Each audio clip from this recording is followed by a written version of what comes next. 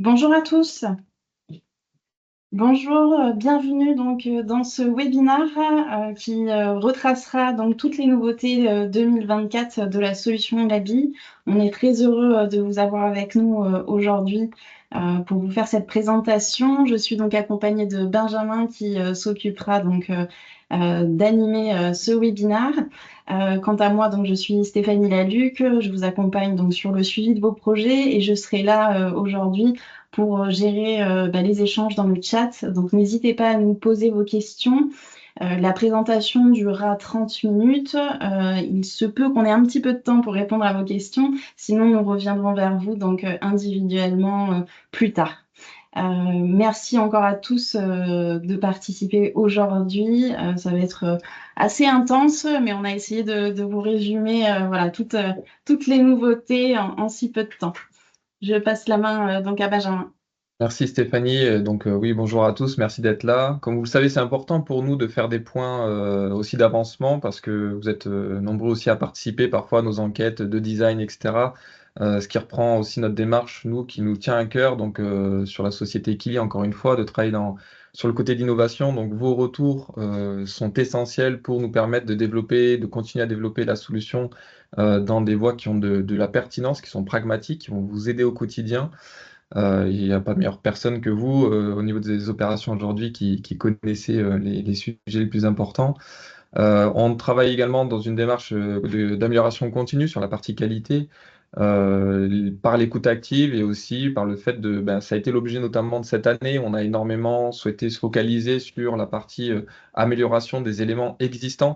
Là où jusqu'à peu, on était toujours à rajouter des nouveaux modules, des nouveaux blocs de fonctionnalités. Aujourd'hui et cette année, vous en avez déjà évoqué le sujet, c'était plus d'aller sur l'amélioration de l'expérience utilisateur, de l'ergonomie. On continue à travailler dessus. On verra, j'espère qu'on aura le temps d'évoquer un peu aussi les prochaines étapes par la suite, ou ce sur quoi on va continuer à se focaliser, ou ce sur quoi on va renforcer de l'effort aussi.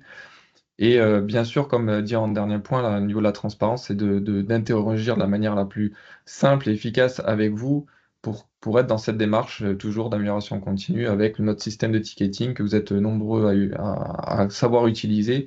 Et c'est important pour nous, on prend tous les tickets en considération. On remercie d'ailleurs aussi les personnes qui ont participé au sujet de design. Donc c'est aussi un sujet important pour nous, parce que sur les modules ou sur les nouvelles fonctionnalités un petit peu plus difficiles ou un peu plus challengeantes, vos retours d'appréciation sont extrêmement importants. Et je prends le temps de remercier les personnes qui y participent. Et puis bien sûr, toutes les demandes sont toujours prises en compte, étudiées. On peut pas, dans le meilleur des cas, elles sont traitées d'une release à une autre, parfois même entre-temps. Mais dans d'autres cas, elles demandent plus de travail, de réflexion. C'est ce sur quoi on va passer sur parfois des études de design en préalable. Donc voilà, encore une fois, merci pour toute votre participation. Je crois que on va rentrer maintenant dans le vif du sujet parce que, comme l'a évoqué Stéphanie, nous avons pas mal de choses à voir. On va essayer d'être le plus efficace possible. Et puis, n'hésitez pas, comme l'a dit Stéphanie aussi, à poser vos questions. On essaiera d'y répondre si on a le temps, sinon de revenir vers vous par la suite. D'ailleurs, n'hésitez pas à nous faire un petit coucou dans le chat, histoire d'être sûr que ça fonctionne. Et Ce j'espère. sera très gentil. Merci. Euh, hop. Merci Vincent. Alors, tout fonctionne, parfait. Merci Eliciane, super. Donc, je passe sur la découverte de nouvel environnement. Donc, pour aller rapidement sur la partie laboratoire, je vais commencer tout simplement par l'onglet liste des tests. Alors, tout le monde ne l'avait pas eu au tout début de leur utilisation de la BI, mais ça fait un certain nombre de temps qu'il est quand même présent. Pour donner des premières idées, donc cette liste des tests, quand vous cliquez sur recherche, par exemple, vous donne oui, normalement le replay, mais je vais fermer le chat parce que c'est Stéphanie qui va gérer et je vais me faire avoir sinon parce que je me focalise là. Sur donc les tests. Donc là, l'idée c'est d'avoir également intégré des améliorations d'interface et de performance. Donc là, par exemple, j'ai accès en tant qu'utilisateur à tous les tests pour lesquels j'ai au moins un droit d'accès en lecture. L'intérêt, c'est que l'œil peut tout de suite visualiser s'il y a des choses qui nécessitent mon attention. Par exemple, je veux regarder tout ce qui me concerne sur les tests en cours et peut-être en retard donc qui me sont assignés, c'est-à-dire ceux sur lesquels je suis responsable. Et là, on peut regarder en fonction, indépendamment de chaque projet, tous les essais qui concernent les critères que j'ai pu filtrer. Et on peut bien sûr utiliser les types de tests pour aller davantage dans la précision, plus des mots-clés, etc. Et on peut retrouver vraiment très rapidement des jeux d'informations d'intérêt. À côté de cela, sur la partie administration, depuis la nouvelle version, vous avez accès également depuis 2 versions, je crois, au modèle de projet. Alors, exemple, le modèle de projet, si je rentre dedans, on a des projets que vous pouvez pré-créer à l'avance comme modèle. Comme ça vous permettra d'aller plus efficacement lorsque les projets vont concrètement, avec de nouveaux partenaires, des projets vont se créer. Exemple, si je suis dans un projet de site thérapie génique, ben, on a déjà un modèle en place avec différentes étapes de développement des éléments qui peut être différent d'un autre projet pour le développement d'anticorps, etc. Pour créer un nouveau projet, donc je vais aller ici sur Ajouter. Je vais lui donner un nom, donc je vais l'appeler mon super projet. OK. Éventuellement une description qui peut toujours être utile dans le cas où vous avez plusieurs typologies de projets, partenaires, internes, etc.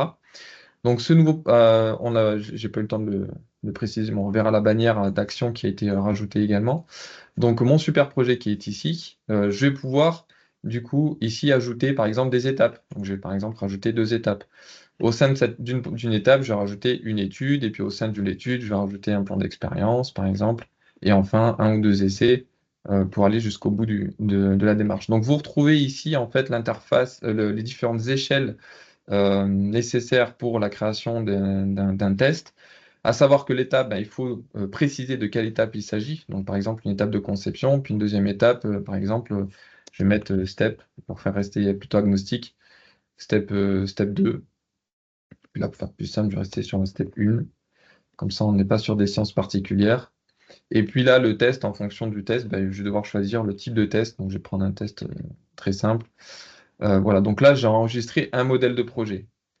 Donc, vous pouvez bien sûr créer plusieurs modèles de projet en fonction des différentes typologies. Je vais maintenant revenir dans ma gestion des projets de recherche-développement. Et ici, vous avez la capacité donc, de créer un nouveau projet selon maintenant 3 modalités. Un projet depuis 0, donc vous allez créer vous-même à chaque fois, comme c'était... alors, un user, OK.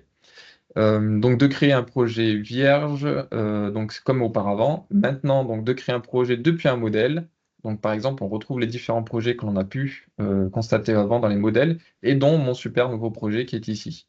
Et enfin, la dernière option, qui peut être aussi parfois intéressante, c'est de dupliquer une structure de projet déjà existante. Donc par exemple, ce projet R&D, je vais dire, je veux le copier sauf les tests, voire sauf les expériences, et dans ce cas-là, il me copiera tout jusqu'à l'étude, et après, je pourrais recréer les plans d'expérience et les différents essais à l'intérieur. Donc ça peut faire gagner un certain nombre de temps quand on lance des nouveaux projets. Donc exemple ici, je vais reprendre mon super projet suivant, je vais lui donner un nom, partenaire 2, le programme auquel il est associé, le code, voilà, James Bond, et enfin assigner quelqu'un. Donc ah oui, point important aussi, dans le cas de l'amélioration continue, maintenant à chaque niveau du projet, vous pouvez assigner un responsable. Donc on a le responsable du projet, responsable éventuellement de l'étape du milestone, responsable du plan d'étude, etc.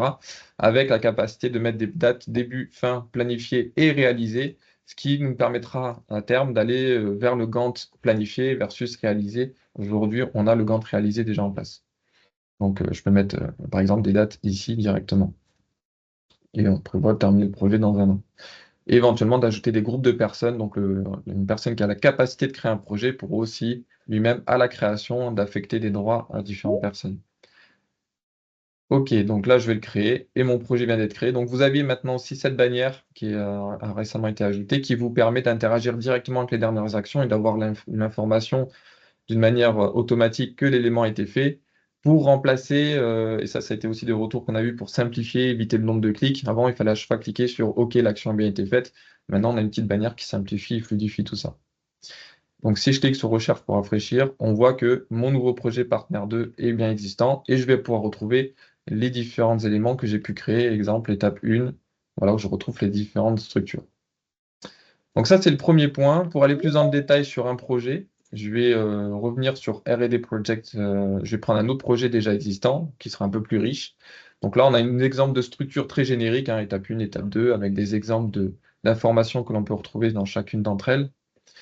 Vous allez pouvoir, plutôt que déployer un par un, vous pouvez déployer d'un coup en cliquant sur ce bouton ici. Vous pouvez déployer l'ensemble de la structure projet à partir d'une étape, ce qui vous permet d'avoir un coup d'œil très rapide sur les différents éléments. Exemple ici, ben, on peut voir des tests en cours. Donc il y a les statuts que l'on retrouve ici, bien entendu, qui sont dépendants des informations que vous pouvez retrouver sur ce panneau de droite. Donc le panneau de droite, normalement, il n'est peut-être pas activé par défaut. Donc il s'affiche en cliquant ici, sur le petit bouton-là. Mais on a également des jeux de préférence sur la petite roue d'options que vous allez trouver à côté de créer, des paramètres qui vous permettent de spécifier, exemple ici au niveau de l'affichage, de pouvoir par exemple afficher le long code pour les expériences, de pouvoir afficher le panneau de droite de manière permanente dès que vous allez ouvrir vos projets, etc. Donc de définir l'emplacement des notifications. Donc ça permet à chacun de donner ses propres spécifications. Ce panneau de droite vous permet d'avoir des actions directes sans avoir nécessairement à rentrer à l'intérieur de l'essai. Donc ça peut être plus facile pour gérer de la planification et plus rapide. Exemple ici, si je dis que j'ai terminé mon essai, ben mon essai passe en statut terminé. OK, super. Et donc, comme j'ai modifié également les codes, les longs codes sur les expériences, vous voyez qu'ici, il y a marqué 1. Si je rafraîchis l'image, tout simplement, bah là, j'ai le long code qui apparaît maintenant, puisque je l'ai défini dans mes préférences utilisateurs. Point également super intéressant, qu'est-ce que j'aurais Ah si, j'ai oublié une petite chose juste, ici, dans la partie projet, cette nouvelle interface nous permet également de vous donner une vue très macro de la santé du projet. Donc, par exemple, ici, des pictos avec le nombre de tests total créés à l'intérieur de ce projet, le nombre de tests qui sont en cours, éventuellement ceux qui sont en retard et des niveaux de signature associés. Donc, ça permet d'être un peu plus rapide sur la visibilité. Enfin, quand d'ailleurs les signatures, vous retrouvez des pictogrammes ici qui permettent de savoir le niveau de signature affecté à une entité. Donc, si je vais à l'intérieur d'un essai, on va retrouver les différents éléments, donc démarrer, terminer-le, prévu, etc. Vous retrouvez également les différents éléments que vous connaissez déjà, avec également la capacité de faire des notes de laboratoire en format Excel. Donc là, sur ce test, je n'en avais pas forcément par défaut, mais je vais pouvoir rajouter, par exemple, un fichier de type Excel qui peut également être un modèle. Donc si, par exemple, je vais le faire ici, créer un élément depuis, les notes de laboratoire, je peux avoir des notes Excel, PowerPoint, Word, là où à l'origine, on n'avait que du Word. Donc, je vais mettre simplement, je vais appeler example. OK, créer. Et là, on voit que j'ai un modèle Excel qui est prédéfini. Donc, on peut l'avoir également dans les modèles sur les typologies d'essai.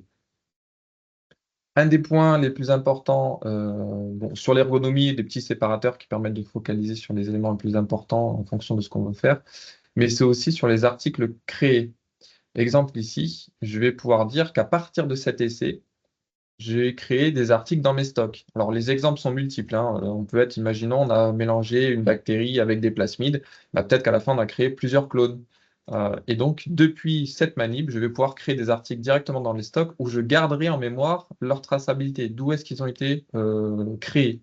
Donc ça va être super important parce que derrière, dans une autre manip, je vais pouvoir faire, par exemple, des tests de production en fonction des différents vecteurs, enfin, différents souches transformées que j'aurais pu générer. Et donc, ça va permettre d'aller sur de la traçage super poussée, mais ultra simple à gérer. Donc, comment ça se présente ici? Article créé, par exemple. Je vais venir ici et je vais simplement pouvoir ajouter soit un produit déjà existant auquel je vais rajouter un nouveau numéro de lot. Donc, par exemple, je vais rajouter une cellule, ici HEK. Et puis, depuis là, je peux éventuellement le modifier. Je vais créer une nouvelle souche. P, tac, tac, tac. Je vais lui donner un code qui ressemblera à ce que j'ai mis auparavant. On va devoir y spécifier un lot. Alors, à savoir que on pourra avoir un lot uniquement dédié à cette manip. On ne pourra pas rajouter des articles depuis une autre manip qui aura le même numéro de lot, parce que le lot va vraiment être dédié à cette manip. Donc, une des astuces qui peut être très simple, c'est de mettre la date du jour et puis un numéro itératif derrière. Une quantité qui va être définie comme une quantité. Là, on va mettre par exemple une ampoule qu'on va créer dans nos stocks, éventuellement qu'on pourra réserver ou localiser, mettre dans un emplacement des stocks. Donc là, je vérifie, OK, super, j'importe dans mes stocks, et du coup, mon élément a été importé des stocks, Et par la même occasion, comme lors d'import des stocks que vous connaissez déjà probablement, vous pouvez directement imprimer les étiquettes avec les codes barres, etc., si vous souhaitez utiliser les systèmes de douchette. Alors, comment cela se présente derrière? Imaginons que nous sommes sur cette autre manipulation, une autre manipulation, je vais rester dans la même pour des questions de simplicité. Vous pourrez, dans une autre manip, dire j'ai utilisé, par exemple, hop, si je reprends le nom de mon produit, là on retrouve du coup l'article, l'ampoule que j'ai créée tout à l'heure, qui a une codification particulière puisqu'elle appartient, on retrouve son numéro de lot, etc. Et donc là, on peut réemployer du coup un élément qu'on a créé dans une autre manip. Sur cette même interface, on a également rajouté la capacité de visualiser des articles périmés, éventuellement des articles vides et les phrases de dangerosité. Également, exemple ici, tous les éléments que vous voyez avec des pictos de danger, en fait, c'est mérite votre attention puisque ce sont des articles qui sont en statut périmé. Alors, comme on reste de la R&D, on permet d'utiliser un article périmé, mais il faut avoir l'action, la volonté d'avoir bien coché ici et d'être passé là-dessus. Si j'enlève ça pour vous donner un autre exemple sur les pictos de dangerosité, vous pouvez voir ici que pour les articles sur lesquels on a renseigné des dangers, vous les voyez affichés, puis on les retrouvera par ailleurs sur d'autres environnements de la solution. Donc ça permet d'améliorer également la prise de conscience des utilisateurs sur les éléments qu'ils utilisent dans leur manip. Pour terminer, vous voyez ici, je vais enlever tous les pictos pour rester sur le minimaliste. Dans ces éléments-là qu'on va pouvoir retrouver, vous avez donc différents statuts qui peuvent apparaître. Exemple ici, le R, qu'on voit là, ça veut dire que le produit vient d'une préparation de l'eau depuis le module batch prep. Quand il y a un airline, un airline comme cela veut dire que ça a été créé depuis une autre manip dans le cahier laboratoire. Et puis éventuellement, il n'y a rien, ben ça veut dire que ça vient d'un approvisionnement des stocks tout simplement. Voilà pour ça. Après, c'est le même fonctionnement. On ajoute un article, on lui donne la quantité et on le retrouve dans la gestion des stocks directement. Dernier point qui a été intégré, c'est sur les documents qualité. Donc le document qualité, c'est un document qui peut provenir de la gestion des documents qualité de la GED. Donc je rappelle, un document qui est passé par le système de validation des documents électroniques va avoir trois issues possibles. Le premier, c'est comme le règlement intérieur, il va être distribué à tout le monde, donc il va rester dans la GED uniquement, mais on pourra comme ça suivre la prise de connaissance des documents de la société. Deuxième possibilité, c'est de créer une note de laboratoire, donc un modèle par exemple de SOP, depuis un document validé qui lui permettra d'être utilisé après dans les notes de laboratoire, mais on aura l'occasion d'avoir du versionning du coup. On saura très précisément combien de tests ont été créés avec telle version de protocole. Et la dernière possibilité, c'est de créer un document qualité. Donc ce document-là, il va pouvoir être affecté à un type de test, comme j'aurais pu imaginer en avoir ici.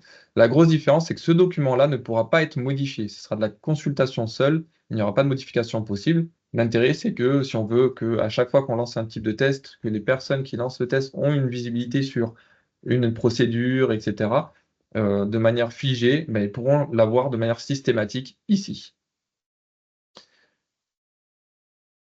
Last point sur les projets également, mais qu'on va retrouver partout, c'est que vous avez également la possibilité maintenant aussi de mettre des favoris. Donc en cliquant sur la petite étoile, ça va rajouter dans les favoris qu'on retrouvera depuis la page d'accueil.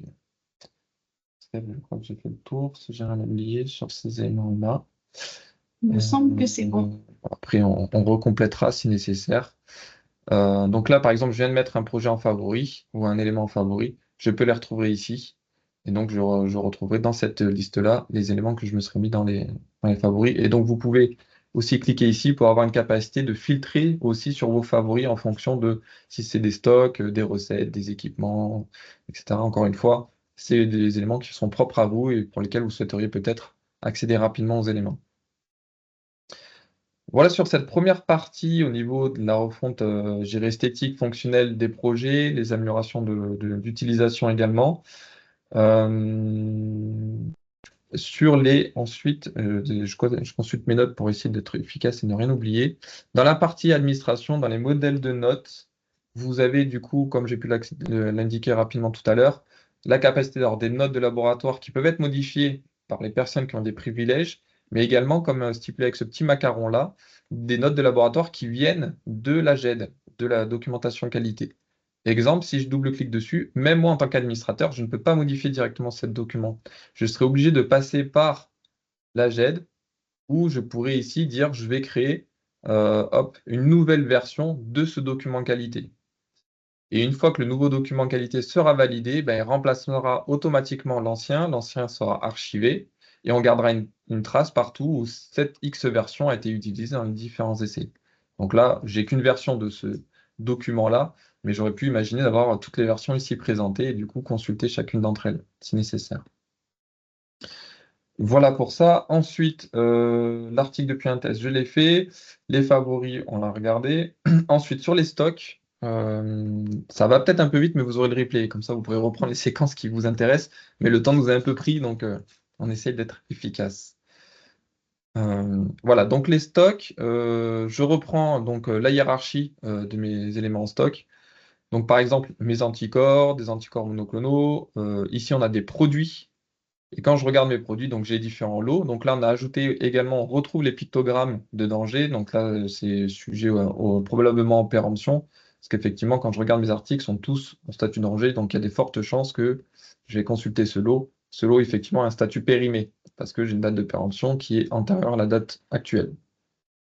On a rajouté aussi les suivis d'utilisation focus sur le lot, qui n'était pas présente auparavant.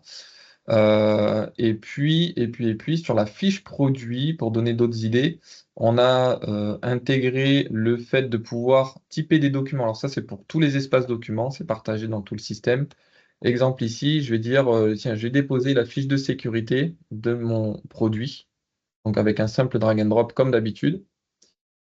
Hop, document. La différence, c'est qu'on a aujourd'hui la possibilité de rajouter un type de document. Donc, je vais pouvoir dire c'est un type de document SDS. Le gros intérêt en fait de ça, c'est que vous pourrez du coup centraliser toutes les SDS par produit, enfin de mettre chaque produit à bien sa fiche de sécurité, mais derrière, des personnes qui ont les droits suffisants pourront demander à l'ABI de extraire toutes les fiches de sécurité de tout le système. Donc là, ça a été une demande aussi d'un de nos clients qui stockait, et probablement comme certains d'entre vous, qui avait des SDS sur chaque fiche produit, mais c'était assez très fastidieux finalement d'aller chercher dans chaque fiche produit, les récupérer. Là, vous allez pouvoir le faire dans un clic et en 20 secondes de pouvoir tout récupérer. Donc après, c'est consultable. Et bien sûr, sur cette fiche de sécurité, ce ne sera peut-être pas le cas ici, mais on pourra éventuellement avoir des classifications et des substances avec des phrases de dangerosité. On va de ce fait pouvoir maintenant, et ça c'est tout frais, enregistrer éventuellement les mentions de danger en fonction des phrases de dangerosité qu'on retrouvera. On pourra les spécifier ici. Alors, ce ne sera peut-être pas ultra pertinent pour un anticorps de dire qu'il est inflammable, mais c'est pour l'exemple. J'espère que vous m'excuserez le sujet. Donc là, j'ai rajouté une phrase de danger. Donc, il va apparaître dorénavant ici et il apparaîtra aussi dans mes stocks quand je vais vouloir dire que j'utilise tel ou tel produit. Autre point extrêmement intéressant, c'est que on a rajouté la capacité de suivre, donc l'utilisation, c'était déjà le cas, et l'exposition des utilisateurs. Donc, sans effort additionnel, vous pouvez en quelques secondes ici dire bah, partout l'utilisateur à quelle matière il a été exposé, ses dangerosités affectées, en quelle quantité, quel produit, etc. Donc ça, c'est intéressant déjà au niveau de la fiche produit, mais ça va être surtout intéressant, je dirais, au niveau de l'ensemble de la gestion des stocks qu'on va voir juste après. Avant d'aller sur ces éléments-là, donc ça, c'est des sujets de conformité réglementaire qui peuvent être super pratiques et qui demanderont zéro temps supplémentaire. C'est 30 secondes le clic pour vous rendre compliant par exemple, pour la médecine du travail, etc.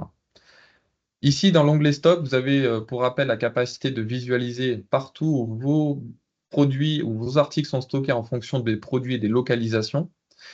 On a intégré également la capacité, exemple ici, sur l'ensemble des produits qui sont dans l'ultra-low-freezer, je vais pouvoir faire un mouvement global. Donc, je vais cliquer sur ce petit fichier déplacé. Et là, je vais pouvoir dire de tous ces articles-là, par exemple, je veux tous les envoyer vers le bâtiment. Allez, on va prendre le bâtiment C, Working Stock, par exemple. Et je vais tous les envoyer sur la deuxième étagère. Ou éventuellement, bah, ceux-là, finalement, je les envoie, je veux dire, si, allez, le 1 et le 2, hop, eux, je les envoie sur l'étagère 1. Donc, vous voyez que là, il me rappelle la zone actuelle, et là, il me précise la zone vers laquelle je vais les envoyer. Donc, après, il suffit de cliquer sur déplacer, et la nouvelle localisation sera définie. Donc, ça, pareil, c'est des sujets où parfois, il y a des transferts de boîtes ou d'éléments qui ont lieu par lot ou sur plusieurs articles. Là, plutôt que de faire un article, je le modifie, l'emplacement, en fait, avec une seule interface, vous pouvez faire des mouvements de plusieurs articles d'un coup. Il me reste que 5 minutes. OK pour ça. Le plus important, les articles, exposition des utilisateurs. Donc là, comme évoqué tout à l'heure, là, c'est l'ensemble de la gestion des stocks. Je vais pouvoir ressortir toutes les molécules qui ont été utilisées, éventuellement filtrant sur l'année qui s'est écoulée, par personne, par type de dangerosité ou par produit. Et ça, après, vous pouvez l'exporter en fichier Excel, tout simplement, ouvrir le fichier et après, éventuellement, le traiter de toutes les manières que vous souhaitez. C'est des formats très structurés, donc c'est extrêmement simple après à exploiter en termes d'information. Et ce qui me reste que j'aurais le plus intérêt. Ah, pour le support, peut-être, les types de documents. Oui, juste avant d'aller sur le support, si jamais vous souhaitez utiliser la fonction des types de documents, donc les personnes qui ont les droits d'administrateur pourront venir ici, venir dans type de document. Et là, vous pouvez rajouter autant de types de documents que vous le souhaitez. On sait que certains d'entre vous utilisent aussi les utilisateurs pour la fiche utilisateur pour gérer les ressources humaines. On a nous-mêmes et certains de nos clients, on utilise déjà ça pour faire les types de documents, diplômes, fiches de paie, etc. Et ça permet encore une fois de simplifier la structuration des données. Enfin, je terminerai peut-être là-dessus. Donc, sur le support, encore une fois, on remercie toutes les personnes qui nous envoient des sujets d'amélioration, de suggestions, etc. Je vais aller sur la partie, quand vous allez sur la partie documentation, donc elle vous amène sur la doc de l'habit que vous connaissez déjà, probablement. Et vous avez ici également plusieurs options, donc accéder directement au centre de support et éventuellement d'aller sur l'assistant l'habit qu'on a intégré. Donc on a, entre guillemets, éduqué un GPT, un chat GPT que vous pouvez accéder librement. Donc il n'y a pas besoin de payer, il faut juste avoir un compte sur ChatGPT. Vous cherchez dans les GPT le GPT qui s'appelle l'ABI User Assistant. Et ici, vous pouvez poser des questions. Par exemple, je m'étais noté comment créer un nouveau produit depuis l'import des stocks et articles. Donc là, je lui demande, et il va se baser sur la documentation, sur les différentes itérations qu'on lui a fait dessus, et il va pouvoir me répondre, notamment en français. La documentation, là, de base, elle est en anglais, mais en fait, il va généralement répondre dans la langue sur laquelle on lui a posé la question. Alors, je parle pas l'espagnol, mais je m'étais noté la phrase pour vous le proposer. Como cria, je vais même pas le prononcer parce que je risque de pas le faire, de choquer des puristes. Euh, Items.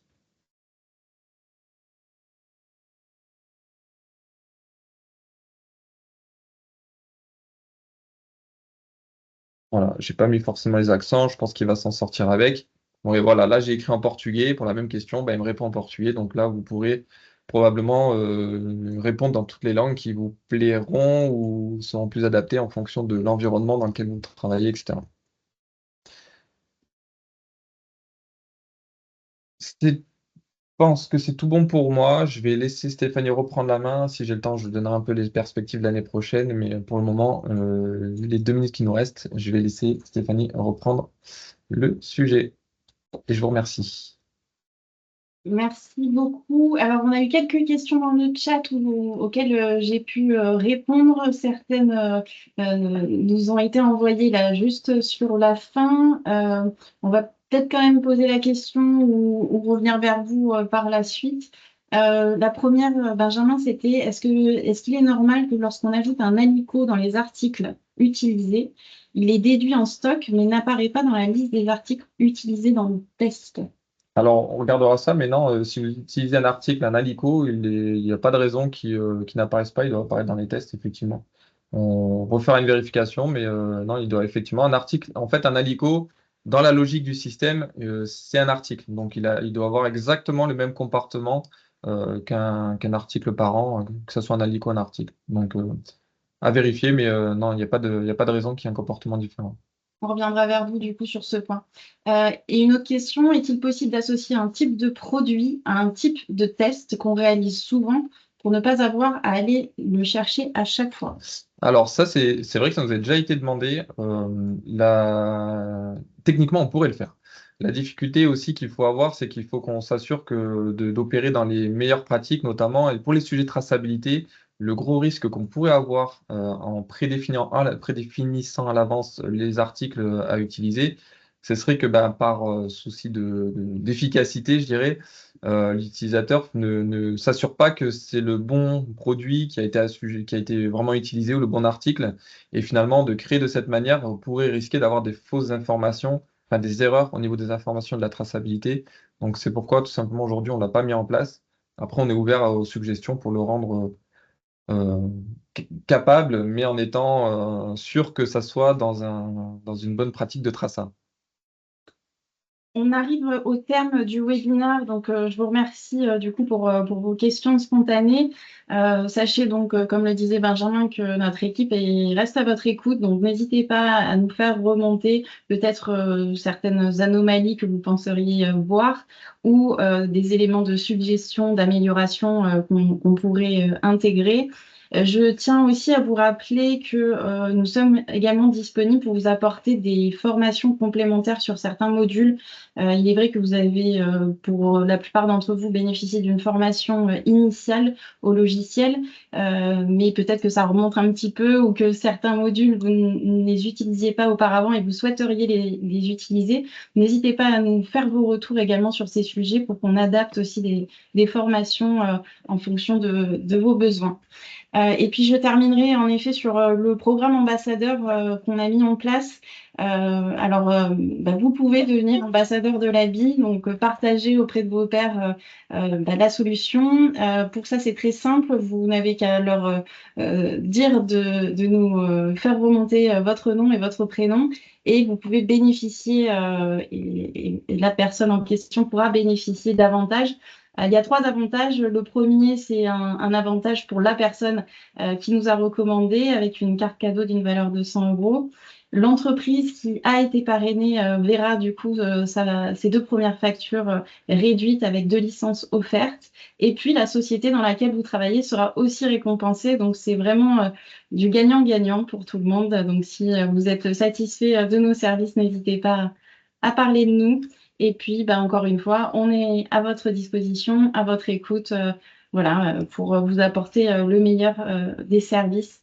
Merci encore pour votre participation active. On voit que vous êtes encore tous connectés, donc merci à tous d'avoir suivi jusqu'au bout ce webinaire. On vous dit à très bientôt et puis bonne rentrée à vous tous. Merci à tous, belle journée et Au à revoir. bientôt.